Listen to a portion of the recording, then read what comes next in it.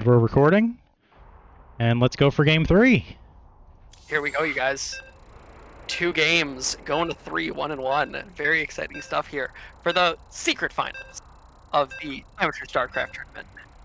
Very exciting stuff. We have Abyssal Reef LE for the third map in the spirit of the tournament. I've chosen a map with narrow choke points where Henry will have trouble using all of those mass roaches and hydras that he likes to make so much effectively. Yeah, now I think the subtleties of the maps might get away from the players a little bit, as obviously they don't have a ton of experience playing on them. Both of these guys' Starcraft experience comes from quite a number of years ago. So Very we'll true. see. But Jago did seem to have a pretty good a pretty good idea of ways to counter some strategies, moving his stalkers over to the rich mineral fields and using those fast attacks. Do you think Jago might go for another cannon rush kind of strategy again this game, or? Well, we don't see an early probe scout. We'll have to see. Jago's first building is going to tell us quite a bit about his intended strategy. So we're going to see his pylon finishing up, and let's see what he goes to make. What does this probe put down? It's a gateway. So, and is he going to put down a forge, or now, what are the nope? Back to work. He's been building them a lot lately. What is the function of a gateway for the Protoss players? So the gateway is pretty much just the basic military building of the Protoss. So pretty much no matter what you do, you're going to have to build a gateway first. It's kind of like the barracks for the Terran. That makes a lot of sense. Now, don't Protoss have some we have spawning pool first from Henry. Spawning pool before hatchery this time, not feeling so safe. Spawning pool and gas before hatchery from Henry. So we might see some early Zergling aggression out of Henry. That's cool. Now, Henry's been a lot more aggressive with his roaches than his Zerglings, generally. It Very seems true. like that's a point in the game where he's more comfortable attacking. And from what I understand, unlike StarCraft 1, StarCraft 2, a little harder to go super aggro with Zerglings. Is that right? Very true, very true. However, just looking at what Henry's doing, we see this spawning pool, we see the extractor done, and we do not see a second base. Actually, we have Jago taking the second base before Henry takes his second base. So at this point, I'm kind of expecting some early aggression out of Henry. Yeah, I'm hearing Henry lament the fact that he doesn't have a second base down yet. So I think he knows. There goes his second base. Yes. It is just a little bit behind the Protoss, although as Zerg, you pretty much always want to have your second base first. Yeah, no, I mean, StarCraft 2 is a game of inches, but do you think like a 10-second difference is going to be too big of a deal for these players, or are we not quite at the point where that kind of micro game is going to matter? You know, it definitely affects you. You know, even if you're not playing at a super high level. You know, StarCraft is a game of inches, but StarCraft is also a game of seconds. You know, 30 seconds is a really long time in a game of StarCraft 2 that only lasts, 10 minutes. So I don't think it's, game ending. I wouldn't say like, oh, Henry's lost because he has this late expansion, but it definitely is a disadvantage for him. We have the Cybernetics Corps finishing up for Jago. Now we have an opportunity. Here comes the probe. What's his next building going to be? A Twilight Council. So, I have a sneaking suspicion we have double gas and an early Twilight Council that we're going to see some Dark Templars from Jago in this game. Now, those are the stealth units that you can use to sort of cheekily attack someone. The permanently cloaked, invisible, worker-killing units. Ooh, permanently. Now, what's the counter to that then? What if Henry knows Dark Templars are coming? What's the way that he can use to kill that? Because I'm assuming roaches aren't going to do it. We have Henry throwing down his roach horn, also a baneling nest, and actually roaches are pretty good against Dark Templars, but you have to be able to see them. So you need a detector unit like an overseer or a spore crawler. Henry already with his lair, so he's actually in a pretty good position to deal with Dark Templars. As long as he makes some overseers, they will be able to see the Dark Templars, and his units can kill them. Overseers at some point, right? Those have been part of his army. Very true, very true. And as we approach Spore 30, we'll see if we see some spore crawlers from Henry. All of those things would absolutely help him defend against any Dark Templars. And we see a Templar archive, so not Dark Templars, but High Templars is the route that Jago has chosen. So we'll see, maybe we'll see some Archons, maybe we'll see some Psionic Storm.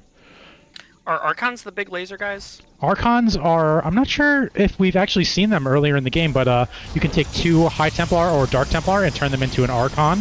So a very, very expensive unit, but it has a ton of shields. It has a really big pool of shield hit points, and it does splash damage. So it is very good, and I think it does bonus damage to biological units too. So very good against the mass roach and hydra strategy that we've seen from Henry.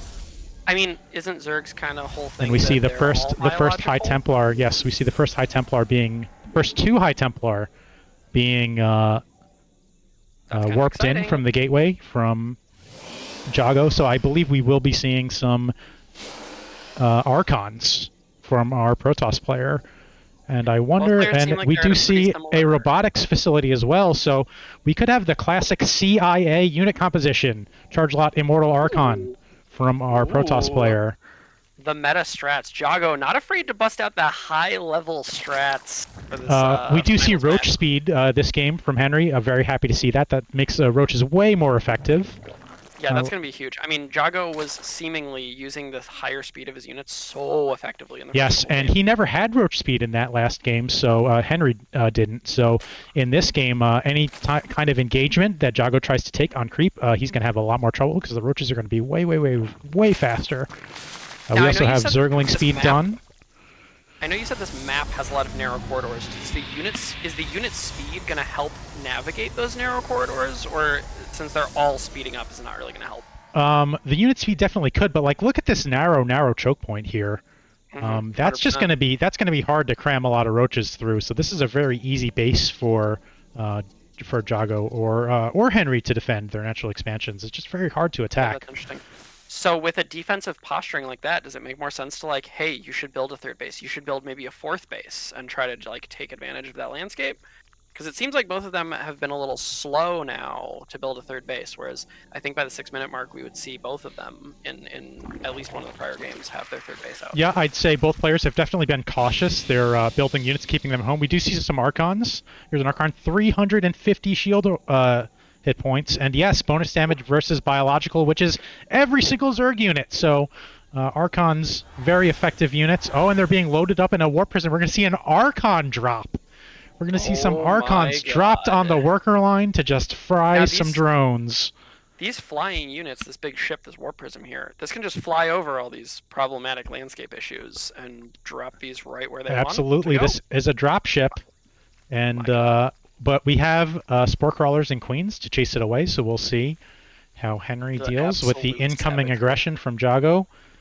Where's this Warp It's like a Prism jack going to in the go? box. It looks so harmless, and then kapow! Looks like we have Jago taking his third base, or at least Love that. slapping Love down that. a whole bunch of pylons. Yeah, and there goes the third base, and we'll see when he gets back to controlling this Warp Prism where these Archons are going to go.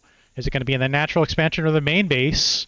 And there go the Archons being dropped off in the natural expansion. The Warp Prism flying away. The Archons exploding the Queen, exploding the drones. But here comes the Roaches and Hydras, Oh, and he just scoops them up he and runs away? loses. He loses the Warp Prism. Go. He tried to pick those Archons up and run them away, but the Warp Prism fell to Now- the expertly placed Spore Crawler from Henry, and now all When of those those Warp resources are Prism- lost. When that warp prism gets destroyed, everything in it's dead, yeah? That is exactly right. The Warp Prism and the two Archons inside of it are gone. Once And again, StarCraft 2 proving how hyper-realistic it is. all he had to do was kill the Warp Prism, and all the units inside it are dead. My god. We see Henry actually behind on workers just by a little bit. I'd like to see him make some more drones. And we see Jago focusing again on controlling his units, building up a big mineral reserve with 3,000 minerals. So in this position, I'd love to see Jago just throw down a whole bunch more gateways. You know, he has one gateway and 3,000 minerals. You know, throw down like 6 or 7 more gateways, and that way you can spend your money. You know, when you're done controlling your The army. gateways would allow him to just build up more units, more Exactly. those 3,000 minerals that he's got stashed away. That is exactly right. Now, I think in Henry's games in the casual tournaments finals, in the first finals, We not do the see Henry, by the way, building 12 more drones to get that third base saturated. That's love great. that. Very heads-up Henry seems gameplay, to and be now able to get ahead to that- on worker count. Yeah, Henry was able to get to that 200 supply cap count pretty consistently, pretty early against Scott. Do you think he's slowed down a little bit just because he's a little more worried about what Jago's going to do to him? Or Jago has definitely been giving him some aggression to think about and trying to throw him off of his game plan a little bit. But we still see Henry up at 130 supply with Jago at 70 supply. That big mineral count in Jago's bank is really kind of hurting him. We see Henry with only 600 minerals and up like now what, 40, 50 supply. If It we looks take like a look Henry's over just at rushing Jago's towards base, 200, 200. if we take a look over at Jago's base, I know you said he wants to get some more gateways down to use up some of those And here they minerals. come. 2 gateways and a Stargate. Oh, and we do see a Dark Shrine, so we're going to see some late-game Dark Templar. Maybe we'll see some Dark Templar counterattacks when he Now, sees I would that. say in the main tournament, we saw mostly a battle of Zealots and Roaches, really. Like, we didn't see a lot of super advanced units outside of Deckel's ability to throw down big tanks, big ships in one game. So, is it safe to say that this is going to be like the more advanced tech than we've seen in a lot of our previous games? With the High Templar and the Archons, and we definitely have seen... and we have, yes, charge lots. We have Zealot charge upgraded, so definitely are seeing some little more complicated, definitely better upgraded units from both players in this secret finals match. And here Wow, comes Henry looks like he's got a an big empty army. Warp Prism. I wonder what this Warp Prism is going to do. I wonder if Jago thinks that he has some units in here, or if he's planning on actually using the Warp Gate mode, the across the map work units. But it looks like he's going to get chased away and maybe even just loses this Warp Prism. Oh no! Honestly, not Henry's a big army is on it. Oh my god! Not a huge deal since there was nothing inside of it, but we he do have see that Jago has converted his gateways into warp gates. So now Jago with the ability to just teleport in his units anywhere on the map where he has a pylon or a warp prism. Whoa! Does he have any warp prisms or pylons particularly far out right now? Not seeing a lot on the map. He did not. That may have been what that warp prism was supposed to be for. Was just to have a place to, to warp in his military units that was closer to Henry. And it looks like Henry. Gameplay-wise, then, does that mean Henry just was looking? He saw the warp prism coming and responded very quickly, or did he have his units on patrol? He may have had his units on patrol. I think, again, these creep tumors, right? All of this creep from Zerg gives Zerg vision of the map. These creep tumors are buildings, and they have a vision radius outside of them. So I think... Yeah. Wow, so it was probably just the upgraded movement speed that allowed him to respond so quickly then, yeah? Yes, I think it was just that he saw the Warp Prism fly over his creep tumors and just responded to it. That's interesting. So, I mean, like, if Jago lost the speed advantage from all of his units, I imagine it's going to be a lot harder for his armies to seemingly win a lot of these small skirmishes that he was winning in the last game. Jago with a huge, huge mineral bank, just absolutely massive, almost 6,000 minerals. He's really got to get on top of spending those. those. He hasn't hit that 200 mark yet. He has not, and but Henry has, and he's going to move out with these fully upgraded Roaches and Hydras. Here they go crawling across the map, and look, he's got Roach speed and Hydra speed, so these units are not slow ever at any point. They have perfectly respectable movement speeds. A lot of people in this situation would say the only... And he's going to go, and we're going to see how much these narrow choke points help. That's a lot of Archons to try and fight off this massive Zerg army, but no charge lots to the front line. And these Archons are so vulnerable versus all of these Hydra spines. It looks like the Zerg is just going to kill every last Protoss unit. Let's check the unit map. We have only one Immortal left to defend against this huge Zerg army. And again, there might be just too much Zerg. We see Jago with his big 6,000 minerals in the bank, just not able to turn those minerals into military units, not able to defend himself against the flood of Zerg. We have Yikers as the Hydras pour into the natural expansion, killing every last probe. We have more Hydras going down to the third base, and it looks like this might be it. We might be going to game 4 as all of these Zerg just destroy every last Protoss building. We have a huge worker advantage, a huge military advantage for Henry. Jago's trying to hold on. It looks like Jago might just be panicking, not producing anything at the moment. Some Dark Templar. Some Dark Templar right now could do real work against this army, but the Dark Shrine's going to go down before Jago has the opportunity to warp in any Dark Templar, and that's GG. Game 3 is over in the secret final. Jago hitting the all chat and saying Yikers there, pretty telling of where his head and his hands were at. It was a pretty tough way to lose a game. Very true. Well, we'll see if maybe he puts some of those Dark Templar to use in game 4.